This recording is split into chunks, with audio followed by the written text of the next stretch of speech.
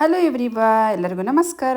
Welcome back to ಆದ್ಯ ರೂಪ ಜೋಡಿ. So ಎಲ್ಲರೂ ಹೇಗಿದ್ದೀರಾ? ಐ ಹೋಪ್ ಎಲ್ಲರೂ ಚೆನ್ನಾಗಿದ್ದೀರಾ ಅಂತ ಭಾವಿಸ್ತಾ ಇವತ್ತಿನ ವಿಡಿಯೋ ಶುರು ಮಾಡೋಕ್ಕಿಂತ ಮುಂಚೆ ತಮ್ಮನ್ನೊಂದು ಚಿಕ್ಕ ರಿಕ್ವೆಸ್ಟ್. ಸೊ ಇನ್ನು ಯಾರೆಲ್ಲ ಚಾನಲ್ ಸಬ್ಸ್ಕ್ರೈಬ್ ಮಾಡದೆ ವಿಡಿಯೋ ನೋಡ್ತಾ ಇದ್ದೀರಾ, ಪ್ಲೀಸ್ ಸಬ್ಸ್ಕ್ರೈಬ್ ಮಾಡಿ. ವಿಡಿಯೋ ಇಷ್ಟ ಆದರೆ ಲೈಕ್ ಮಾಡಿ, ಶೇರ್ ಮಾಡಿ, ಕಮೆಂಟ್ ಮಾಡೋದು ಮಾತ್ರ ಮರಿಬೇಡಿ.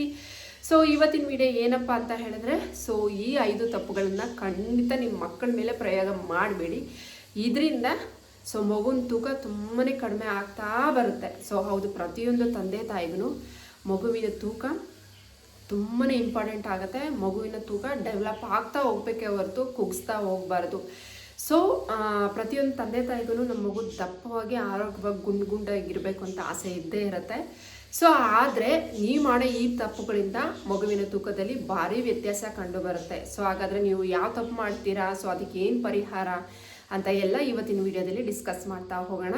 ವಿಡಿಯೋ ಎಲ್ಲೂ ಸ್ಕಿಪ್ ಮಾಡಬೇಡಿ, ಬಿಕಾಸ್ ಸ್ಕಿಪ್ ಮಾಡಿದ್ರೆ ನಿಮ್ಗೆ ಖಂಡಿತ ಅರ್ಥ ಆಗೋದಿಲ್ಲ. ಸೊ ಫುಲ್ ವಿಡಿಯೋ ನೋಡಿ ಅಂತ ಕೇಳ್ಕೊಳ್ತೀನಿ. ಸೊ ಬನ್ನಿ, ಮೊದಲನೇ ತಪ್ಪು ಯಾವುದು ಅಂತ ಹೇಳಿದ್ರೆ ಲಾಂಗ್ ಗ್ಯಾಪ್ ಬಿಟ್ವೀನ್ ಮೀಲ್ಸ್ ಅಂತ ಹೇಳಿದ್ರೆ, ಸೊ ಒಂದ್ಸತಿ ಮಗುಗೆ ಬೆಳಿಗ್ಗೆ ಬ್ರೇಕ್ಫಾಸ್ಟ್ ಕೊಟ್ಟರೆ ಅಟ್ಲೀಸ್ಟ್ 2 hours ಆದರೂ ಗ್ಯಾಪ್ ಬಿಟ್ಟು ನೆಕ್ಸ್ಟ್ ನೀವು ಸ್ನ್ಯಾಕ್ಸ್ ಆಗಿರ್ಬೋದು, ಲಂಚ್ ಆಗಿರ್ಬೋದು, ಏನಾದರೂ ತಿನ್ನಿಸ್ಬೋದು. ಅಟ್ಲೀಸ್ಟ್ 2 hour ಗ್ಯಾಪ್ ಇರಲೇಬೇಕು ಫೀಡ್ ಮಾಡಿದ ನಂತರ ಮಗುಗೆ. ಯಾಕಂತ ಹೇಳಿದ್ರೆ ಮಗುವಿನ ಹೊಟ್ಟೆ ಅನ್ನೋದು ತುಂಬ ಚಿಕ್ಕದಾಗಿರುತ್ತೆ. ಸೊ ನಾವು ಎಷ್ಟು ತಿನ್ನಿಸ್ಬೋದು, ಎಷ್ಟು ಇಡಿಸ್ಬೋದು ಅಷ್ಟು ಮಾತ್ರ ತಿನ್ನಿಸ್ಬೇಕು. ಸೊ ನಮ್ಮ ಮಗು ದಪ್ಪ ಆಗಿಬಿಡ್ಬೇಕು, ಒಂದು ಬೌಲಷ್ಟು ನಾವು ತುರುಕ್ಬಿಡೋಣ ಅಂದರೆ ಖಂಡಿತ ತಪ್ಪು. ಸೊ ಮಗುಗೆ ಎಷ್ಟು ಫೀಡ್ ಬೇಕೋ ಅದು ಖಂಡಿತ ಅಷ್ಟನ್ನು ತಗೊಳ್ಳುತ್ತೆ. ಸೊ ಅದನ್ನು ಎಷ್ಟು ಸೇವಿಸ್ಬೇಕೋ ಅಷ್ಟನ್ನು ಖಂಡಿತ ತೊಗೊಂಡು ಅದು ನಿರಾಕರಿಸುತ್ತೆ. ಸೊ ನೀವು ಫೋರ್ಸ್ಫುಲ್ಲಾಗಿ ಊಟ ಮಾಡಿದ್ರಿಂದ ಏನಾಗುತ್ತೆ, ನೆಕ್ಸ್ಟ್ ನೀವು ಏನೇ ತಿನ್ಸಿದ್ರು, ಅದು ಫೇವ್ರೇಟ್ ಫುಡ್ ತಿನ್ಸಿದ್ರು ಕೂಡ ಅದು ನಿರಾಕರಣೆ ಮಾಡುತ್ತೆ. ಹಾಗಾಗಿ ಮಗುವಿನ ಹೊಟ್ಟೆ ತುಂಬ ಚಿಕ್ಕದಿರುತ್ತೆ. ಸೊ ಅದಕ್ಕೆ ಎಷ್ಟು ಬೇಕೋ ಅಷ್ಟೇ ನಾವು ಊಟ ಮಾಡಿಸ್ಬೇಕಾಗತ್ತೆ. ಅದಾದಮೇಲೆ ನೀವು ಫೋರ್ಸ್ಫುಲ್ಲಾಗಿ ನೀವು ಇಮಿಡಿಯೇಟ್ಲಿ ಇವಾಗ 2 hours ಮುಂಚೆನೇ ನೀವು ಊಟ ಮಾಡಿಸಿದ್ರೆ ಮಗುವಿಗೆ ಹೊಟ್ಟೆ ನೋವು ಬರುತ್ತೆ, ಮತ್ತು ಗ್ಯಾಸ್ಟ್ರಿಕ್ ಸಮಸ್ಯೆ ಬರುತ್ತೆ, ಮತ್ತು ಮಗು ಊಟ ನೋಡಿದ್ರೆ ಖಂಡಿತ ನಿರಾಕರಿಸುತ್ತೆ. ಸೊ ಹಾಗಾಗಿ ಮೀಲ್ಸಲ್ಲಿ 2 hours ಗ್ಯಾಪ್ ಖಂಡಿತ ಇರಬೇಕು. ಪ್ಲೀಸ್ ಫೋರ್ಸ್ಫುಲ್ಲಾಗಿ 1 hour ಆದಮೇಲೆ ಮಗು ದಪ್ಪ ಮಾಡಿಬಿಡ್ಬೇಕಂತ ಖಂಡಿತ ಮಾಡಬೇಡಿ. 2 hour ಆದಮೇಲೆ ಸೊ ನೀವೇನೋ ತಿನ್ಸೋದಿದ್ರೆ ತಿನ್ನಿಸಿ. ಬಿಕಾಸ್ ಆ ಮಗುವಿಗೆ ತಿಂದಿರೋ ಆಹಾರನ ಜೀರ್ಣ ಮಾಡ್ಕೊಳ್ಳೋ ಶಕ್ತಿ ಕೂಡ ಬೇಕಲ್ವ. ಸ್ವಲ್ಪ ಹೊತ್ತು ಆಟ ಆಡಿಸಿ, ಹೊರಗಡೆ ಕಟ್ಕೊಂಡು ಹೋಗಿ ಆಟ ಆಡಿಸ್ಕೊಂಡು ಊಟ ಮಾಡಿಸಿ. ಸೊ ಅವಾಗ ಬೇಗ ಡೈಜೆಷನ್ ಆಗುತ್ತೆ.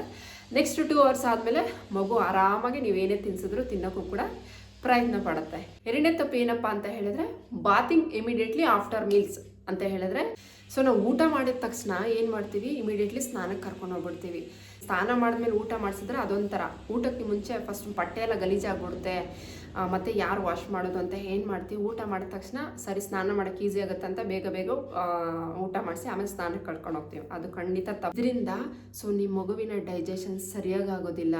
ಸ್ನಾನ ಮಾಡಿಸ್ಬೇಕಾದ್ರೆ ಮಗುವಿನ ರಕ್ತ ಸಂಚಲನ, ಸೊ ಬೇರೆ ಬೇರೆ ಅಂಗಗಳಿಗೆ ರಕ್ತ ಸಂಚಲನ ಆಗ್ತಾ ಇರುತ್ತೆ. ಸೊ ಈ ಟೈಮಲ್ಲಿ ನೀವು ಸ್ನಾನ ಮಾಡಿಸೋದ್ರಿಂದ ಮಗುವಿನ ಜೀರ್ಣಶಕ್ತಿ ಸರಿಯಾಗಿ ಆಗೋದಿಲ್ಲ. ಸೊ ಹಾಗಾಗಿನೇ ಊಟ ಮಾಡಿಸಿದ್ದಾದಮೇಲೆ ಸ್ನಾನ ಮಾಡಿಸ್ಬೇಡಿ. ಅಟ್ಲೀಸ್ಟ್ 45 minutes 1 hour ಗ್ಯಾಪ್ ಆದಮೇಲೆ ನೀವು ಸ್ನಾನ ಮಾಡಿಸಿದ್ರೆ ತುಂಬಾ ಒಳ್ಳೆಯದು. ಮೂರನೇ ತಪ್ಪು ಏನಂತ ಹೇಳಿದ್ರೆ, ಸೊ ಊಟ ಮಾಡ್ಸೋಕ್ಕಿಂತ ಮುಂಚೆ ಹಾಲಾಗಿರ್ಬೋದು, ನೀರಾಗಿರ್ಬೋದು, ಜ್ಯೂಸ್ ಆಗಿರ್ಬೋದು, ಲಿಕ್ವಿಡ್ ಐಟಮ್ಸ್ ಏನೂ ಕೊಡಬೇಡಿ.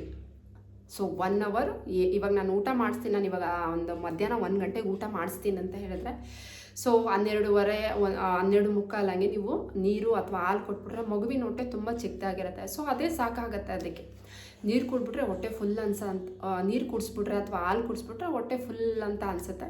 ಸೊ ಮತ್ತು ಊಟ ಎಲ್ಲಿ ತಿನ್ನುತ್ತೆ ಮಗು, ಊಟನ ಖಂಡಿತ ನಿರಾಕರಿಸುತ್ತೆ. ಸೊ ಹಾಗಾಗಿ ಊಟಕ್ಕಿಂತ ಮುಂಚೆ ನೀರಾಗಲಿ, ಜ್ಯೂಸ್ ಆಗಲಿ, ಹಾಲನ್ನ ಖಂಡಿತ ಕೊಡಬೇಡಿ. ಸೊ ಊಟ ಹೊಟ್ಟೆ ತುಂಬ ಆಟ ಆಡಿಸ್ಕೊಂಡು ಊಟ ಮಾಡಿ, ಖಂಡಿತ ಮಗು ಆರಾಮಾಗಿ ಊಟ ಮಾಡುತ್ತೆ. ಊಟ ಆದಮೇಲೆ ಬೇಕಾದ್ರೆ 2 hour ಆದಮೇಲೆ ನೀವು ಸಂಜೆ ಸ್ನ್ಯಾಕ್ಸ್ಗೆ ಸೊ ಜ್ಯೂಸ್ ಆಗಿರ್ಬೋದು ಅಥವಾ ಮಿಲ್ಕ್ ಆಗಿರ್ಬೋದು ನೀವು ಆರಾಮಾಗಿ ಕೊಡ್ಬೋದು. ಮಗು ಖುಷಿಯಿಂದನೇ ಸೊ ಅದನ್ನು ಸ್ವೀಕಾರ ಮಾಡುತ್ತೆ. 4ನೇದು ಏನಪ್ಪ ಅಂತ ಹೇಳಿದ್ರೆ mistake, please avoid junk food, ಬೇಕ್ರಿ ಫುಡ್, ಬಿಸ್ಕೆಟ್, ಚಾಕ್ಲೇಟ್ಸ್. ಅದನ್ನು ಖಂಡಿತ ಫುಲ್ಲು ಅವಾಯ್ಡ್ ಮಾಡಿಬಿಡಿ.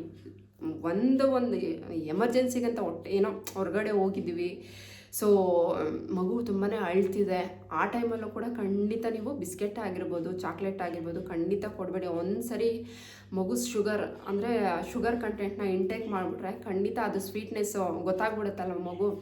ಸೊ ಆವಾಗ ಅತ್ತಾಗೆಲ್ಲ ನೀವು ಅದು ಕೊಡ್ತೀರಾ, ಸ್ವೀಟ್ ಅಂದರೆ ಚಾಕ್ಲೇಟ್ ಆಗಿರ್ಬೋದು, ಬಿಸ್ಕೆಟ್ ಆಗಿರ್ಬೋದು ನೀವು ಕೊಡ್ತೀರಾ ಅನ್ನೋದು ಮೈಂಡ್ಸೆಟ್ ಬಂದ್ಬಿಡುತ್ತೆ ಮಗುಗೆ.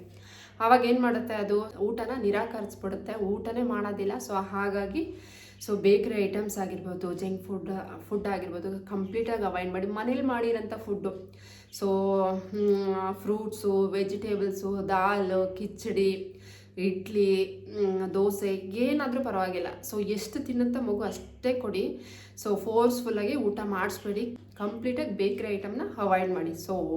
ಬೇಕ್ರಿಯಲ್ಲಿ ತುಂಬಾ ಮೈದಾ, ಶುಗರ್ ಕಂಟೆಂಟ್ ಜಾಸ್ತಿ ಇರುತ್ತೆ. ಮಗುಗೆ ಅದು ಬಿಸ್ಕೆಟ್ ಅಥವಾ ಏನಾದರೂ ಬೇಕ್ರಿ ಐಟಮ್ ಕೊಟ್ಟರೆ ಫುಲ್ ಹೊಟ್ಟೆ ತುಂಬ್ದಂಗೆ ಅನಿಸ್ಬಿಡುತ್ತೆ, ಜಂತುಳಿದು ಬೀಳುತ್ತೆ, ಮತ್ತು ಹೊಟ್ಟೆಗೆ ಒಂಥರ ಅಪ್ಸೆಟ್ ಆದಂಗೆ ಆಗುತ್ತೆ, ಏನೂ ತಿನ್ನೋದಕ್ಕೆ ಇಷ್ಟಪಡೋದಿಲ್ಲ. ಹಾಗಾಗಿ ಮಗು ಚೆನ್ನಾಗಿ ಊಟ ಮಾಡಬೇಕು ಅಂತ ಹೇಳಿದ್ರೆ, ಚೆನ್ನಾಗಿ ವೆಯ್ಟ್ ಗೇನ್ ಆಗಬೇಕು ಅಂತ ಹೇಳಿದ್ರೆ ಖಂಡಿತ ನೀವು ಜಂಕ್ ಫುಡ್ನ ಅವಾಯ್ಡ್ ಮಾಡಲೇಬೇಕು. 5ನೇ ತಪ್ಪು ಏನಂತ ಹೇಳಿದ್ರೆ, ಅವಾಯ್ಡ್ ಬೇಬಿ ಫಾಲಿಂಗ್ ಸಿಕ್. ಅಂದರೆ ಮಗು ಕಾಯಿಲೆಗೆ ಅಥವಾ ಜ್ವರ, ಕೋಲ್ಡು, ಕಾಫು ಅದಕ್ಕೆ ಅವಕಾಶ ಮಾಡಿಕೊಡ್ಬಾರ್ದು. ಈ ಥರ ಮಗು ಆಗಾಗ ಹುಷಾರು ತಪ್ಪುತ್ತೆ ಅಂತ ಹೇಳಿದ್ರೆ ನಮ್ಮ ಹೈಜೀನ್ ತುಂಬಾ ಇಂಪಾರ್ಟೆಂಟ್ ಆಗುತ್ತೆ. ಮಗುಗೆ ಊಟ ಮಾಡಿಸ್ಬೇಕಾದ್ರೆ ಕೈನ ಚೆನ್ನಾಗಿ ವಾಶ್ ಮಾಡಬೇಕು. ವೆಸಲ್ಸ್ ಆಗಿರ್ಬೋದು, ಸ್ಪೂನ್ ಆಗಿರ್ಬೋದು, ತಿನ್ಸೋ ಅಂಥ ವಸ್ತುಗಳನ್ನ ನೀಟಾಗಿ ವಾಶ್ ಮಾಡಿರಬೇಕು. ಆಮೇಲೆ ಸೀಸ್ನಲ್ ಫ್ರೂಟ್ಸು, ವೆಜ್ಜಿಸ್ನ ಖಂಡಿತ ಕೊಡಬೇಕು. ಇದರಿಂದ ಇಮ್ಯುನಿಟಿ ಪವರ್, ರೋಗ ನಿರೋಧಕ ಶಕ್ತಿ ಹೆಚ್ಚಾಗುತ್ತೆ. ಆರೆಂಜ್ ಆಗಿರ್ಬೋದು, ಅದು ಯಾವ್ಯಾವ ಸಿಗುತ್ತೆ ಸೀಸ್ನಲ್ ಫ್ರೂಟು, ಆ್ಯಪಲ್ಲು ಎಲ್ಲನೂ ಅಷ್ಟೇ. ಈವನ್ ವೆಜ್ಜಿಸ್ನೂ ಅಷ್ಟೇ. ಯಾವುದೇ ಸೀಸನಲ್ಲಿ ಸಿಗುತ್ತೆ. ಅದನ್ನೆಲ್ಲ ತಿನ್ನಿಸ್ತಾ ಬಂದರೆ ಖಂಡಿತವಾಗ್ಲೂ ಮಗುಗೂ ಆರೋಗ್ಯ ತುಂಬ ಚೆನ್ನಾಗಿರುತ್ತೆ. ಮತ್ತು ನಮ್ಮದು ಇರೋವಂಥ ಪರಿಸರ ತುಂಬ ನೀಟಾಗಿ ಇಟ್ಕೊಳ್ಬೇಕು. ಬೆಡ್ಶೀಟ್ ಆಗಿರ್ಬೋದು, ಮಗುದ ಪಿಲ್ಲೋ ಆಗಿರ್ಬೋದು, ದಿನ ಬಿಟ್ಟು ದಿನ ವಾಶ್ ಮಾಡಬೇಕು.